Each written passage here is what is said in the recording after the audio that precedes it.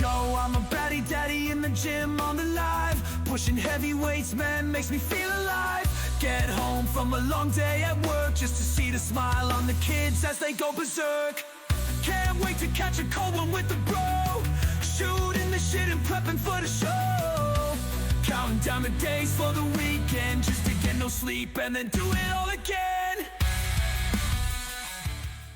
Episode 7 of Batty Daddy, back in studio. Kevin Taylor, aka Big Husky, bringing you some good content this week. So, what's up, my guy? Life, brother. Yeah. There's a lot going on. This has probably been like the busiest week of my life. I say that, it's not, but my head is like turned upside down. That's a good thing though, right? Well, yeah. I mean, that's my blood. Like, my wife says, you know, being the entrepreneur that I am, she's like, when do you stop? And I don't know. And that was my answer to her. I was like, I'm in my mid-30s.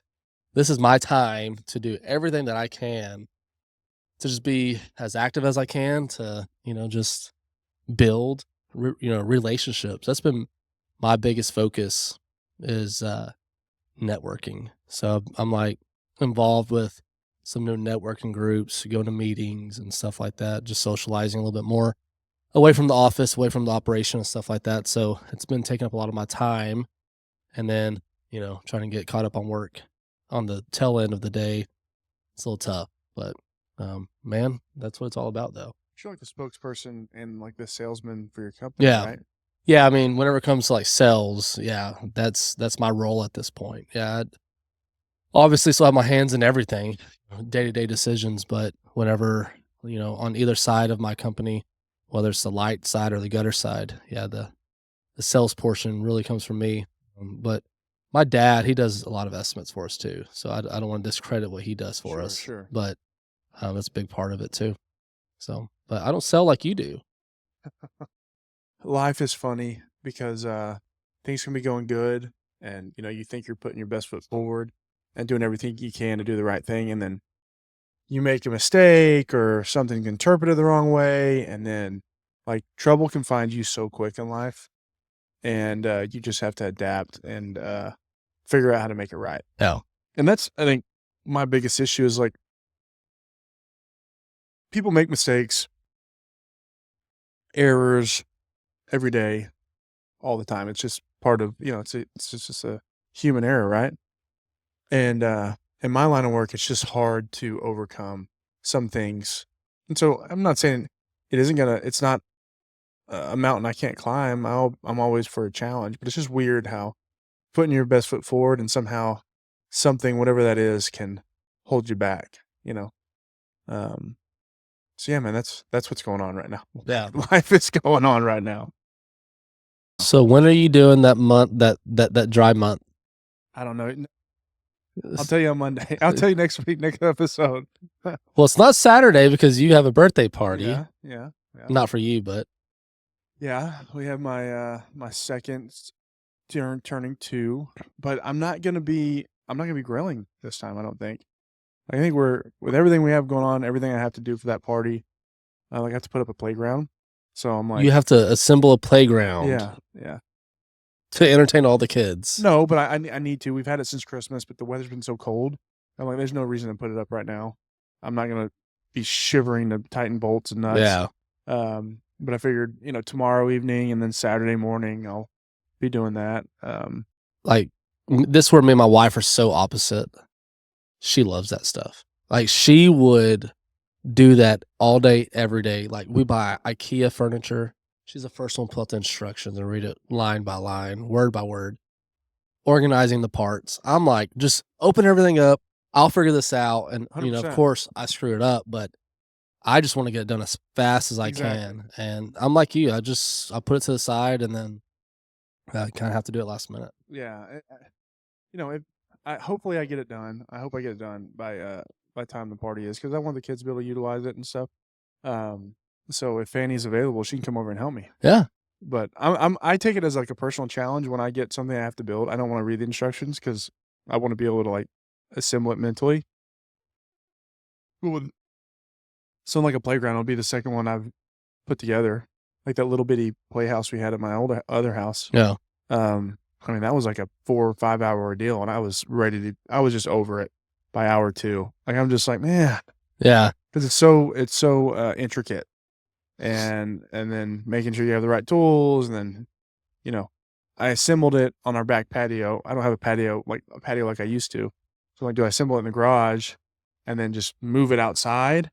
Because it's a flat surface area, I can kind of contain where Yeah. everything is. So I think I'm gonna assemble in the garage, but yeah. And then I think Mama's gonna be making some Jello shots. Okay. Yeah. So All right. Well, when she makes those Jello shots, it's usually going to be a good night. So hopefully, we do some poker that night. Is that the plan? that's the plan right now. I mean, I think we got only 7 players. Almost a full table. I mean, Almost. you can't get 10. Yeah. You know, we only have one table, so Mhm. 7, 8. That's probably the sweet spot. You know, start So- early enough and still finish at a decent time. So, yeah, man, I think Saturday would be a fun time. You know, this is the season for birthday parties. It's starting to happen. It's a season for sports as well. You know, I know we got soccer kicking off. I've been a coach of my daughter's team for, I don't know, she's about to be 6, and she started when she was like 3. So 3 years now, you know, 5, 6 seasons. So, and I know that you're with Lee on the baseball now. So, Yeah, but this is the first time I'm not a coach. I signed up to be a coach, but there's like 4 other coaches on the team. So I'm just like, so your resume did not get selected for a little league kids. they flip through the page like this guy's Wow. yeah. Damn. But I'm definitely like that father that like I can't just sit there and watch. Like I gotta be know. involved and somehow. And I just told him, I was like, hey, I signed up to be a coach. I'm not saying I am a coach, but whatever y'all need, let me know. So let me ask you this, and you're okay with that because it's baseball. You didn't Yeah. grow up playing, or you played baseball when you were, you know, little league and stuff. Nacho King Award and hardest hitter, baby. Well, Nacho King is for a different reason, right? yeah. So, if this was football and you did coach them in football, could you take a back seat on coaching your kids' football team? No shot. I wonder how many dads out there have the same mentality. Like, I can't take I wonder how many are out there just saying, I'm not taking a back seat. I'm coaching my kid, you know? Because I kind of have the same feeling. Like, I want to coach my kid how to play football. And I feel like I would do a pretty good job at it. You know, there'll be other dads out there on the same team, you know, want to do the same. So that's going to be interesting. Yeah, but the funny thing is, like, sideline parents are the problem. Like, even in soccer, you know this, like, and baseball, like, sideline parents are the worst. Sideline parents are what makes, like, youth sports not enjoyable. And I didn't know this until Lee started playing flag football. It was just a lot. Well, when he played soccer, it was fun. yeah. You know, just having the kids run out there, they make a goal, they don't make a goal, as long as they're moving, and they're trying. And then flag football league came around. I'm like, man, this is crazy. Yeah. Because it's different. I don't know why it's so competitive. And I know baseball is going to be the exact same way. Like, our neighbors, like, you know, hell bent on baseball. Yeah. And they're like so excited to see Lee play. I mean, listen, let's just, you know, let's teeter expectations here. Yeah. You know, he's a McCullough and he is an athlete, but, you know, I wasn't good at baseball. I don't expect him to be good at baseball, but I heard he did good. I only made the back end of the practice, but yeah, I was excited to see him playing baseball, which is weird. And Well, he had fun. I think seeing them compete in any aspect, dude, is fun. You know, I didn't play soccer growing up, but whenever I go on that soccer field and I see the girls getting ready and you see it on their face, how they want to compete and they want to win, it just brings, you know, the competitor in you out too. When we played in the I-9 league, and the first year we played in, like, parents are great, the kids are great. The kids are always great.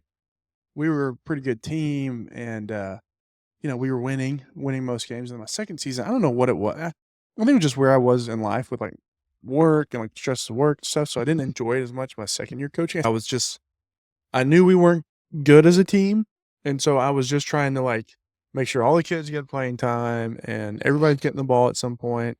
And the funny thing that I've learned, like, when I coached both times is, like, I can get emotionally invested, and then, like, I'll talk to parents on the sideline, and they kind of, like, get behind you, like, yeah, they're doing this and they're doing that. And then you feel reinvigorated, like, oh, okay, well, I can say something to the referee, or I can say something to that coach. And then, Yeah. like, you're getting hyped up over, you know, things that, you know, the team's doing or the coach is doing, the player's doing. It's just like you get invested like you were playing Yeah. the sport itself, but you're just coaching kids. Yeah. Yeah. You get a little too hyped up, you know? So Yeah. almost like like you're taking a pre-workout or something. What kind of free workout are you taking these days? I don't even know the brand, honestly, dude. I jump, but I was talking to you earlier this week, and you mentioned that you don't take pre-workout every day you work out, and it got me thinking because I don't know last time I worked out without taking pre-workout. Like I rely on it.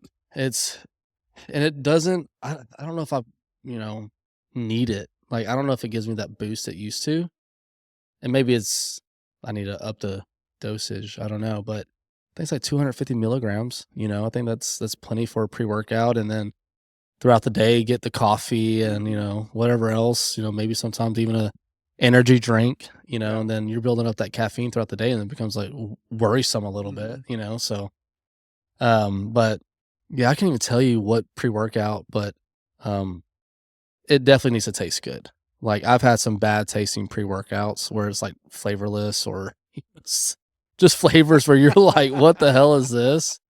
But if you get like that cotton candy, that pink lemonade flavor, then that's Sour Patch Kid flavor. Sour Patch Kid flavor.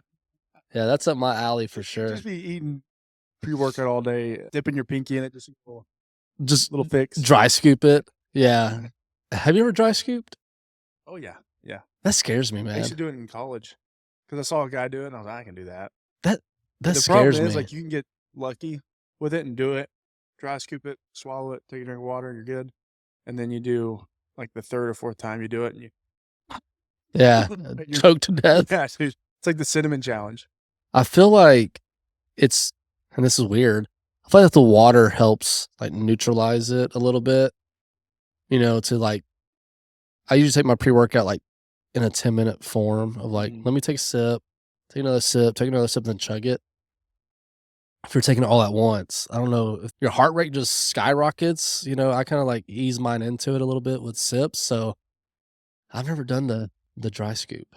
Yeah, but going on like, I've cut back on my pre-workout because basically since college I was taking pre-workout before every workout session, and my pre-workouts were the real deal. Like I had access to the original Jacked, So did they provide that for y'all? No, hell no, that was illegal. It was because there's something in pre-workouts that you could pop for. Oh, but not anymore. That has to be different nowadays. I don't know. I don't know the rules for NCAA and like what can and can't be tested. But even when I played in the NFL, I couldn't even take C4, and I was taking C4. Dude, C4 is different though. Yeah, that shit But should be C4, banned, like, bro. in college, like Jacked, like Yeah. original Jacked 3D was like the pinnacle of pre-workouts. Yeah. And then you had C4 that was coming out. And then, they basically banned Jacked and, redid the formula, and it's not the same. They say it's old formula, but it's not. That's like the Four Locos. They're not the same either. Yeah, yeah. And but I used to take so much pre-workout. I mean, there's the 300 milligrams for pre-workouts. And then after football, I was just in that routine of taking a pre-workout, but then I drink like a Monster energy drink that morning, or even like a Bang. I was drinking Bangs for the longest time, and then taking a pre-workout. And like my game, like in college and in the NFL, my like caffeine game ritual was I would take a scoop of pre-workout for the game. I'd drink the Monster, go out, warm up, finish my Monster, play the game, go back at halftime, open another Monster, start drinking another Monster at halftime, finish the game that way. So I was probably ingesting like 500 to 600 milligrams of caffeine on game days. Easily. I remember when I was in, we were just going to practice, and I just take a scoop pre-workout, get ready for practice. I remember Dante Hightower comes over and like, damn, McCullough, you crazy boy. I said, why? He goes, because that shit, you pop for that. I said, I'll pop for this? He said, yeah. And I was like, no way. And then I had to talk to the team nutritionist. And he's like, yeah, you can't take this. And I bought, Mark Wahlberg had just came out with like his wholesome free workout at that time. I was like, well, I guess I got to get something that I'm not going to fail a drug test on. Yeah. Well, that's why I try not to. I will take a pre-workout maybe like once or twice a week, depending on the workout. But usually I'll have my coffee in the morning, ride throughout the day, and then my gym has a sauna. So like my sauna is like my pre-workout. Like I'll sit in there for 20 minutes. I'll be sweating. Then I'll get done and I'll be ready for my workout. Even when like I don't want to work out, I'm like, let me just go sit in the sauna, And then once I'm sweating, I'm like ready to just keep it going. Yeah. And then I'll do like a 40-minute workout. So that's why. Are you stretching? No.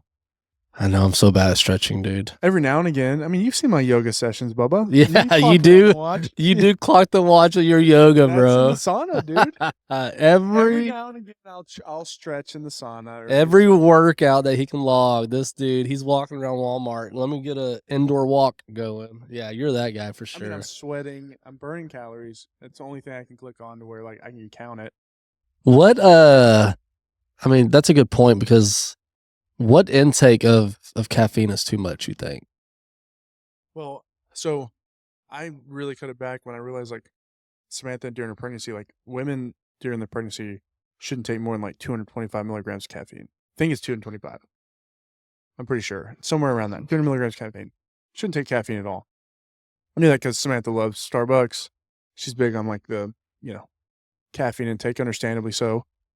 And that kind of put it in my brain. And then I'm also like so paranoid about my heart and how much caffeine I've taken and just how my body is to where I don't want to go from a heart attack.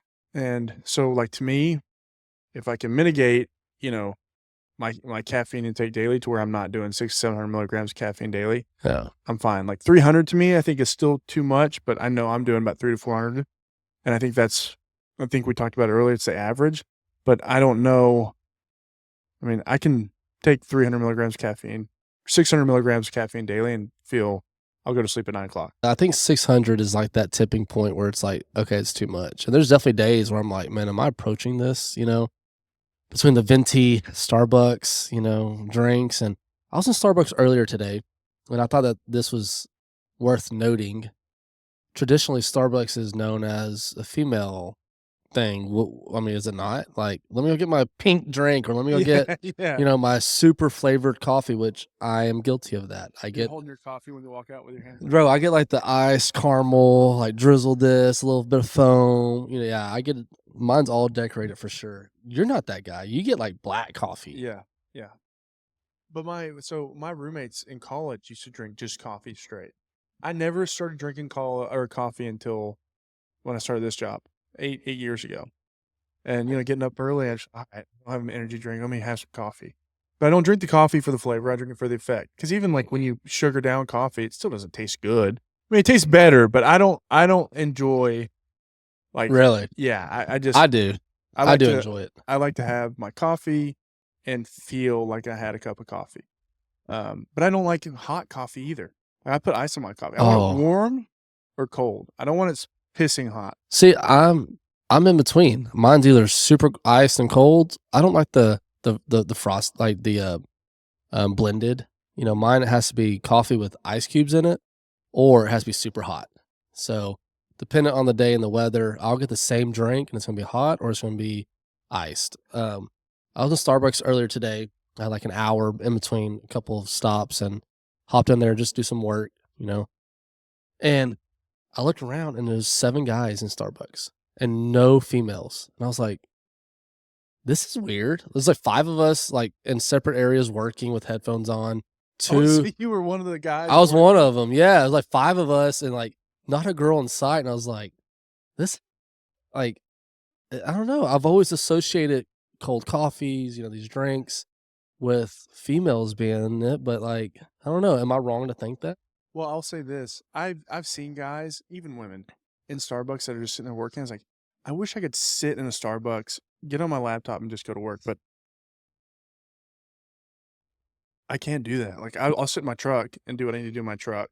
Or, you know what I mean? Like, I don't know why I can't do that because I can't just like focus in unless I'm in my own like cubicle, if you will. Really? See, Because I'm I'm gonna be opposite. looking. People walk in, I'll be looking. Whatever. I'll lose train of Oh, thought. I'm a people watcher for sure. But I look up and I'm back to it. Like typically if I'm like in a more comfortable position, like in my office or at my house, I get distracted by other things, talk to other people. That's my most productive time is when I have that hour, headphones in a setting that I can't talk to anybody.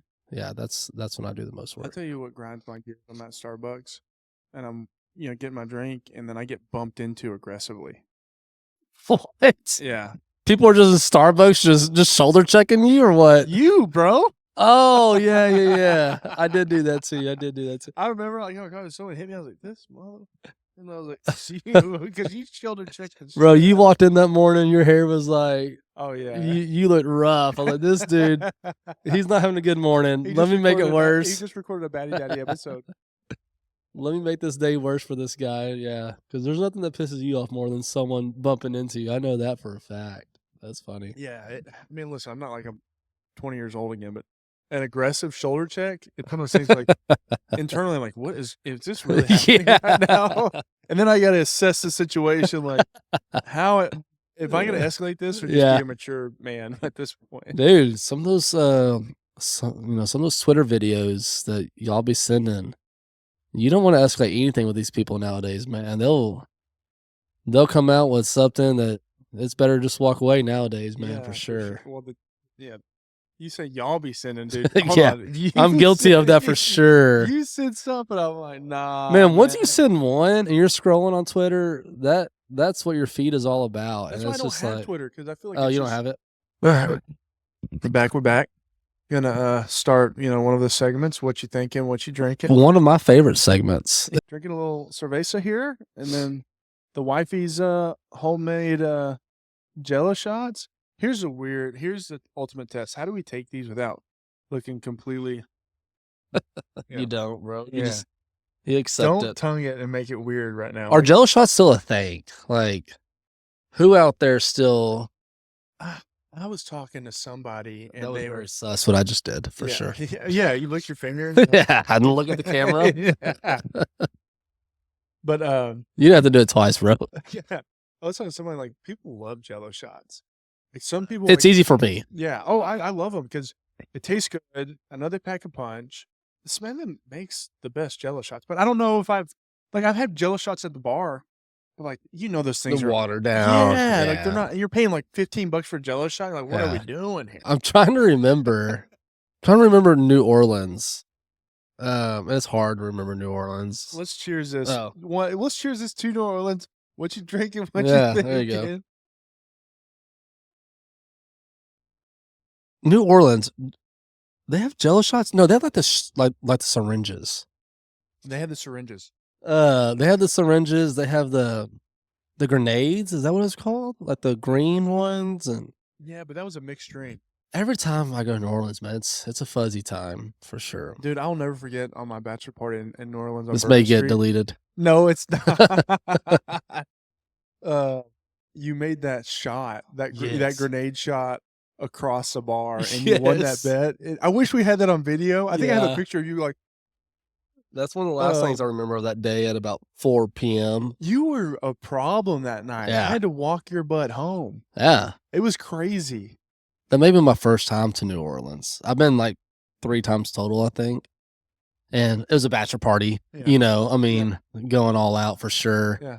And yeah, we walked into that bar and I don't remember the specifics, but someone, maybe even You prompted the bet. yeah, I was about to say, maybe You're even like, I "Hey," started 'cause this. You got the grenade drink and had like the little grenade in it. And you're like, hey, what do you give me if I make it in that little bucket? And the bucket's like on a 10-foot height, Yeah, it's like on the ceiling. Mm-hmm. And there all these buckets, and someone bet me a shot, which is Yeah. probably I should have missed looking back Yeah. just to not take the shot. Yeah. And I sunk that thing from half the room. Yeah. I Dude, remember that. that. Was a good bachelor party. Yeah. Like- Have you been to a bad bachelor party? It was a very good bachelor party, but I haven't been to a bad one. No, I would say this. I've been to bachelor parties where you think it's going to be bad and it's not bad. With like the group or like the when setup? we went to Vegas, like I thought that was going to be like, when I say bad, like just like a Shit show. people are going to be scoundrels here, like acting a fool. There was some acting a fool for sure. Yeah, but what I mean by acting a fool, like just like completely like, you can't speak of this. Like you can never mention this to anybody. Yeah. But like that's the deal with bachelor parties. Like when we had our bachelor, like I wasn't out there trying to like sow my wild oats. I was just out there to just like celebrate the moment With the boys. Yeah, and like that was like I guess the first boys trip we had, right? Like going out just guys. Well, because you got married early. You got married like what, 24. 14. Yeah. So, yeah, I mean, that was not my Is that first bachelor. early? Well, earlier than us, than the rest of the group, but, um, yeah, I mean, there are some bachelor parties like Vegas, New Orleans. Mine was in Port A. So, yeah, I don't think I've been to a bad bachelor party. You can't really have a bad one, but yeah, I mean, yours was really fun. I guess we're thinking bachelor parties right now, Man, huh? yeah, I guess so. I don't know. I feel like that we're kind of past that part in our lives. Like, do you know anyone that has a bachelor party coming up or anything? Like, Well, we got one of our friends that isn't married yet, yeah, so one. I don't think he's even close, so I don't know if we're close to a bachelor party, but we but still have one bachelor party in us because yeah. Oh, that one's gonna be that yeah. yeah, that one's gonna be Because it's not just his bachelor party. At that point, we're gonna be like, this is our last ride, boys. You know, like yeah. I don't know. When you're around our group, sometimes it's hard to be denuisant because you got guys that are 100% gonna be that guy already. No, So no, hell no. Come on, dude. I'm like the chaperone, man. The loud, obnoxious chaperone. well, there's no doubt. Anywhere we go, you're already, you have 3 points of eye contact already. Like, where's the exit door? Where's the biggest guy? And where are my friends at? Yeah. You're already looking for that. It's gotten worse with time for sure. It's gotten Well, worse especially with the time. family. I mean, I think at some point we all develop that, like, what's going what's going on around me. So, But one thing I was thinking about, we kind of talked about in an early episode, and I want to bring back what I was talking to my mom about today. And you know, I don't want to get too like religious or philosophical or anything like that, but I believe in God and everything, and I think I'm a big believer in signs, and I pray and yesterday, I know it was Wednesday, I was driving, I was listening to like scripture on my phone. I don't listen to it often, but like I just wanted to listen to it. Um, and it was a scripture from Psalms, and it was talking about struggle, success, and how God's always with you, and let go and let God. Essentially, was like the message of what I was listening to, and I appreciate that because I've had some good times in my life and I had some bad times in my life, and I don't like not being in control. And there's so many things you can't control, but I don't know why I wanted to listen to it that day, and I did. And then, like, out of the blue, something happens with my job, like, not expecting it. And, I got home later that day and I was talking to my wife. I was like, it's just so funny how today was a day I was listening to that scripture and just, you know, the Bible, and then this happens. And, I feel like God puts us in positions to test our faith. And I am, a sinner and a failing Christian, but I still attempt to do the right thing. And I I I think it comes back to me for like to football and like just having things ripped away from you so quickly without any if and buts or why, and putting your best foot forward. Like I struggle with like not being in control and like the fears of what ifs. And I feel like this is a like a test for me, um, from God to be like, hey, listen, this isn't what you think it is. I'm gonna throw you in. This is happening. There's a reason for it. I don't know why. I don't know why.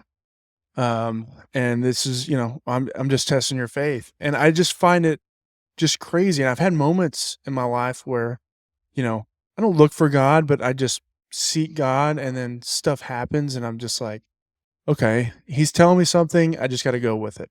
I remember, I don't know why this brings me back to it, but I remember when, draft, you remember we had a draft party when I was coming out of college, and I was projected on like some BS, like D2 mock draft, like going like the last pick. And I'm like, dude, that would be crazy, Yeah. right? But I was still talking to like 4 or 5 teams. So I thought for sure I'm getting a phone call that day to be signed as a free agent.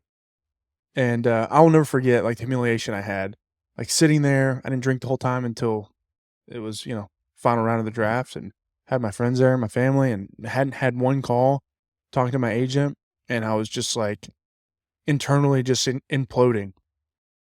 And I'll never forget that night I prayed, and I just thank God for putting me in that moment. And I knew that I was going to get a call the next day, and I would always carry that moment with me.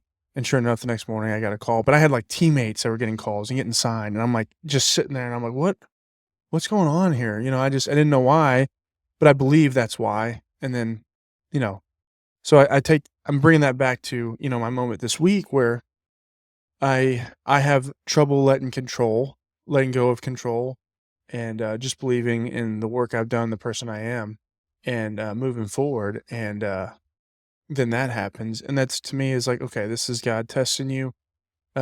This is how you improve as a person, as a man, as a husband, as a father.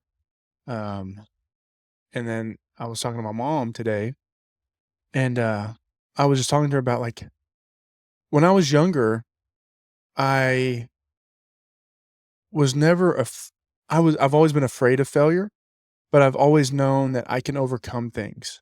And no matter what I'm told, I can do it. The opposite. Like if you tell me no, okay, I'm gonna prove you wrong. I can do that. And younger it wasn't a big deal. Like I knew that. But now, like the fear of failure and loss, it's such a heavier burden. And I was like, I don't know why. She's like, well, because you have kids now, Taylor.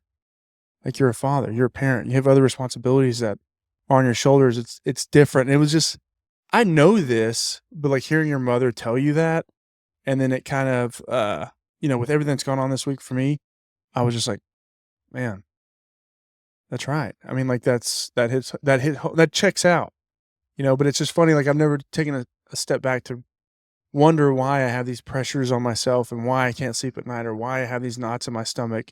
It's because I want to do the right thing. I try to do the right thing. And then you have a family to look after, and you have kids that, you want to be that role model for, the wife that you want to make her happy and, do whatever you can to make the home a happy place. And, yeah, man, that's what I'm thinking. I didn't mean to, go too in depth with that. And I'm not like trying to put you on the spot. I'm not asking you where, your faith is or anything like that, but, that's what I was thinking, man. Are you a firm believer that like everything happens for a reason? Like I know that's a cliche, and I'm one of the first ones to remind myself of that a lot of times. Do you feel that that's the same? Well, so my mom, she's always told me this when I was a kid, like everything happens for a reason, Taylor. Everything happened. Like when I tore my ACL in 2008 in college or 2009 in college, I thought my career was over. And she was like, Taylor, everything happens for a reason. We don't know it yet. It's going to be okay. She's always reassured me. And she told me that today. She's like, I hate saying this now because, Joe's passed. And she's like, but I have to believe, he's passed for a reason. I don't know what that reason is yet, but I have to believe that. And so I do 100% believe in that. It's just like the selfishness as a human being and as a person that you don't understand it until you do. I don't know what that is. And it's cliche because there are bad things that happen, really bad things that happen, and they're unexplainable. And I don't know how to explain that, to somebody, that's endured something like that. But Yeah. I think there's a philosophical truth to that. You don't know when, I don't know how, I don't know why, but there's somehow, some way going to be something divulged to you, and you'll realize why. What you thinking, Bubba? I read something a couple weeks ago, and then I stumbled upon this short reel, I think yesterday. How much time you actually have with your kids. Yeah. Like throughout the day, how much time you actually have to interact with them, to talk with them, and to put the phone down, to put work aside. I mean, and who knows how true the study is, but it was like you have like 25 true minutes of the day that you get to spend with your kids to focus on them between all the other stuff going on, because they may be playing with something, they're not giving you your attention. So I think, that brings a reality of like, enjoy these moments, even though they're really stressful, really tough. You only get it one time. And I have to remind myself that a lot of times whenever, it is stressful and can be tough. This is parenting, man, and just trying to make the best out of day to day with these kids and making the biggest impact. And, but also teaching them lessons because, again, there's no book by how do you react to being a stern parent, to being the fun parent, to playing catch to, well, now it's time to go to bed because we got to set schedules. Like it's, every day is different, but enjoying what you can now with the closest people to you. You know, Samantha's always on my butt because I am on my phone a lot. I don't feel like I am, but I am on my phone a lot.